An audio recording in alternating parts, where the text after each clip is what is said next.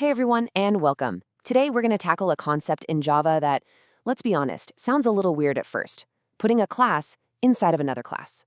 It might seem strange, but trust me, this is an incredibly powerful and really elegant way to organize your code. Okay, let's just dive right in.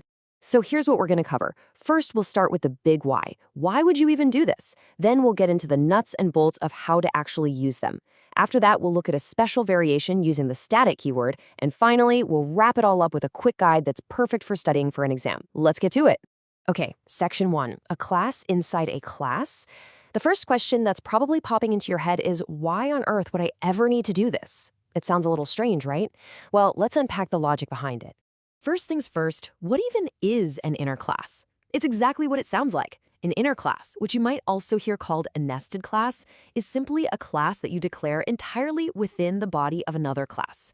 Think of it like a set of Russian dolls, a container inside another container. So back to that big question, why? What's the point? Well, imagine you have a small helper class that exists for one reason and one reason only, to serve another class. By making it an inner class, you're creating this really tight bond.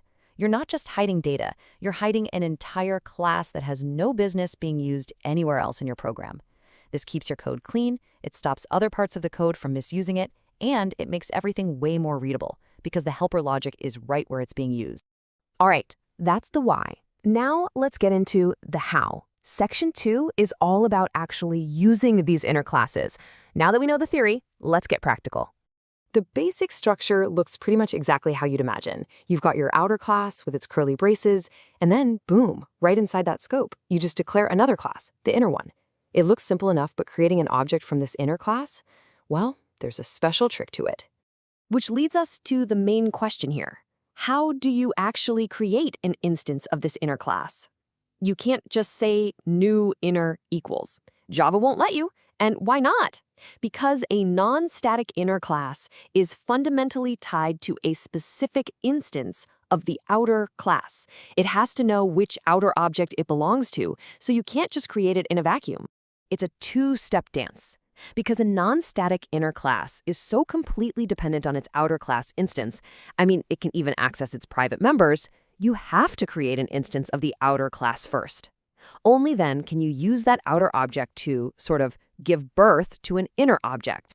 And this right here, this is the magic syntax. Check it out. On the left, the type is declared as outer.inner. That makes sense. But the important part is on the right. You use an existing instance of the outer class, outerObject, to call .new inner function. That outerObject.new part is the special piece of syntax you absolutely have to remember. It's a little weird, I know, but that's how it's. Now, here's a cool look at what happens behind the scenes. When you hit that compile button, the Java compiler doesn't just create one .class file. It actually generates a separate file for the inner class, and it names it something like outer.inner.class.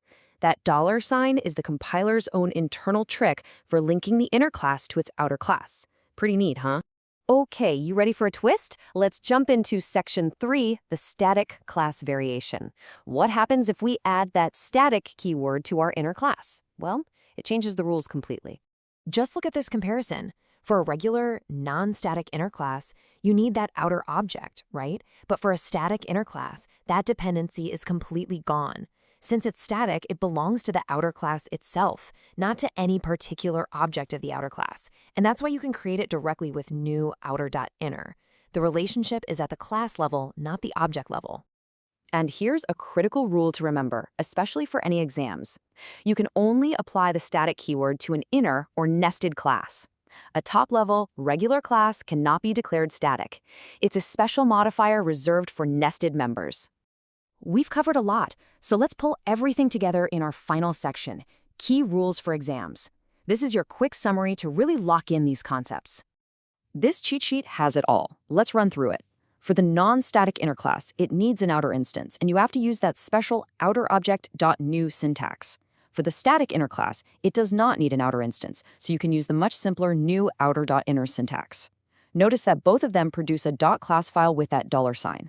And as for when to use them, Think of the non-static version for tightly coupled helpers that need access to the outer object's internal state, and the static version for utility classes that are just logically grouped together but don't need to know about any specific instance. So, to wrap it all up, the next time you're coding, ask yourself this. Does this little helper class I'm making need to access the internal state of its parent object? Your answer to that question is going to tell you whether you should use static or not. It's a really great concept to master on your Java journey. Thanks for joining me today.